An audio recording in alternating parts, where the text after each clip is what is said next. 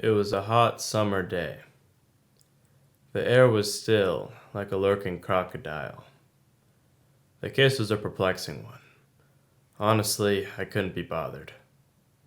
But the pay was good.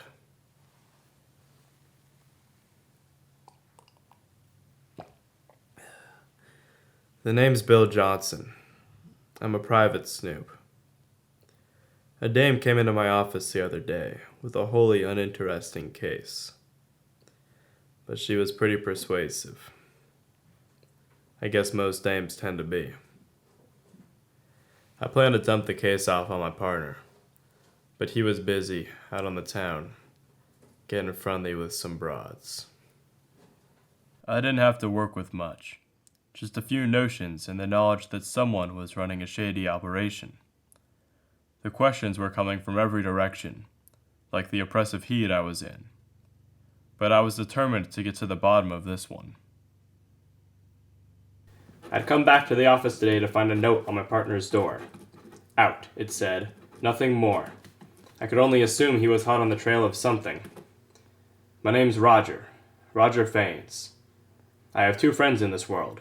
One, I keep in my holster. The other, I keep on my hip.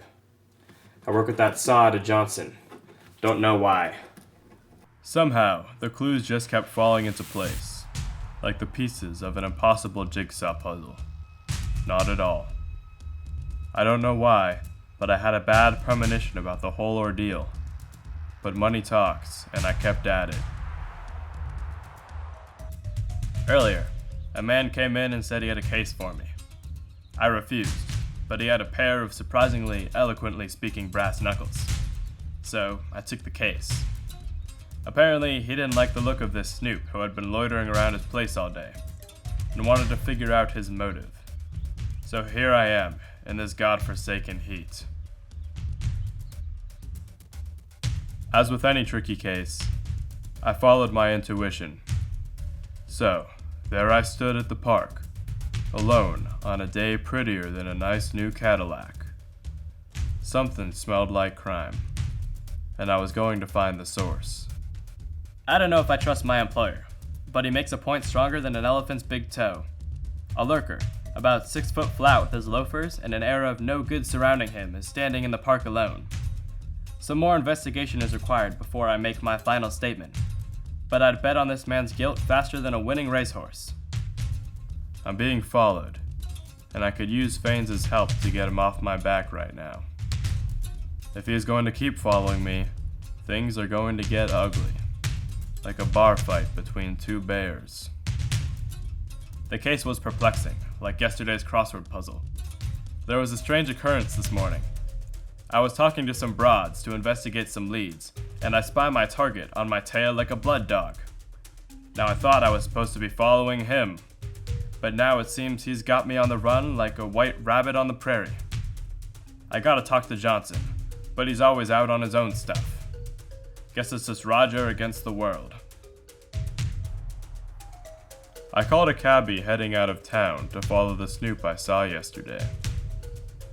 He looks jittery, like a cricket on a triple espresso. He's out of his cab now, but I'm going to keep following him. Maybe he'll lead me to a clue. I could use a clue more than my mother's homemade buttermilk pancakes right now. That darn counter snoop is in a car right behind me.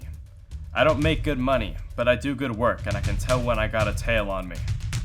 I'm gonna end this today before I get stuck in this case like it's a jar of molasses. This man ain't gonna see what hit him. It's been about 2 hours by the clock face. The counter snoop knows I've been following him.